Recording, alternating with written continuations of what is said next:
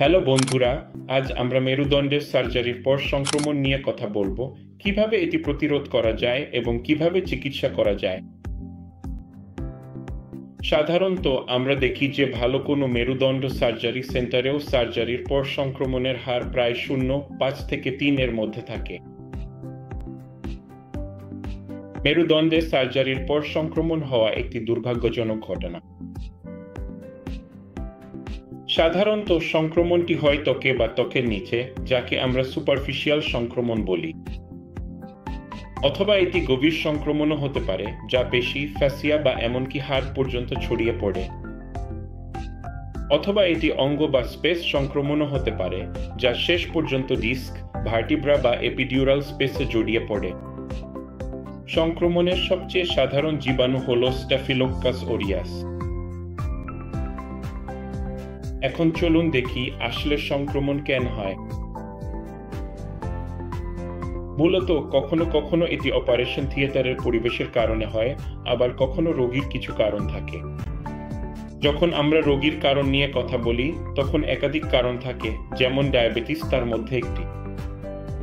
স্থূল রোগীদের মধ্যে বা যারা কোনো কারণে দীর্ঘদিন ধরে স্টেরয়েড ব্যবহার করছেন, তাদের মধ্যে সংক্রমণ বেশি দেখা যায়। অথবা যারা অপুষ্টিতে ভুগছেন কিংবা যারা দীর্ঘদিন ধরে ধূমপান করছেন, তাদের মধ্যেও সংক্রমণ বেশি হয়। যখন আমরা সার্জারির সাথে সম্পর্কিত কারণ নিয়ে কথা বলি, তখন এটি দীর্ঘ সময় ধরে অপারেশন হওয়া বা বেশি রক্তক্ষরণের কারণেও হতে পারে, অথবা অপারেশনের পর ড্রেনো সংক্রমণের একটি সম্ভাব্য উৎস হতে পারে। রিভিশন সার্জারি বা যখন আমরা মাল্টিলেভেল ইনস্ট্রুমেন্টেশন করি, তখনও সংক্রমণের হার বেশি থাকে। তাই যখনই রোগীরা আমাদের কাছে সফল স্পাইন সার্জারির জন্য আসেন, তখন আমাদের সব দিক থেকেই কাজ করতে হয়। রোগীর দিক থেকে আমরা রোগীকে বলি যেন ভালোভাবে রক্তের শর্করা নিয়ন্ত্রণ করেন। যদি রোগী স্থূল হন, তাহলে আমরা রোগীকে ওজন কমাতে বলি, যদি সম্ভব হয়। সাধারণত আমরা অপারেশনের 3 থেকে 5 দিন আগে স্টেরয়েড বন্ধ করে দিই এবং অপারেশনের পরও কিছুদিনের জন্য বন্ধ রাখি। আমরা সিআরপি এবং ইএসআর টেস্ট, ক্ষতের সোয়াব কালচার করি, যাতে দেখা যায় রোগীর কোনো সম্ভাব্য সংক্রমণ আছে কিনা। এছাড়াও আমরা ইউরিনারি ট্র্যাক্ট ইনফেকশন টেস্ট করি, রোগীর মূত্রনালীতে কোনো সংক্রমণ আছে কিনা তা দেখার জন্য।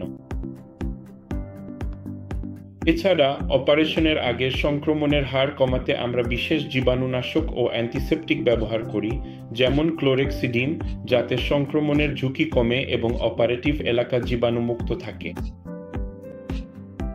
এছাড়াও আমরা প্রতিটি রোগীর জন্য ডিসপোজেবল ড্রেপ ব্যবহার করি, যাতে সংক্রমণ বা সংক্রমণ ছড়িয়ে পড়ার সম্ভাবনা খুবই কম থাকে।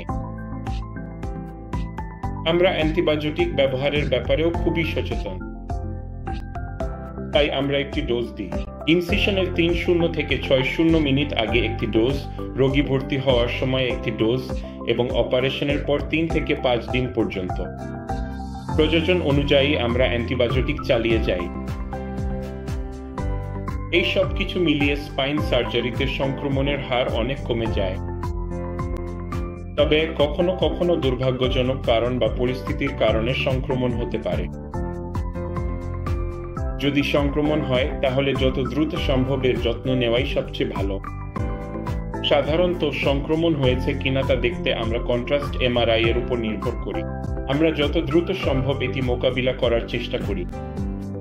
এটি ডিব্রাইডমেন্টের মাধ্যমে হতে পারে।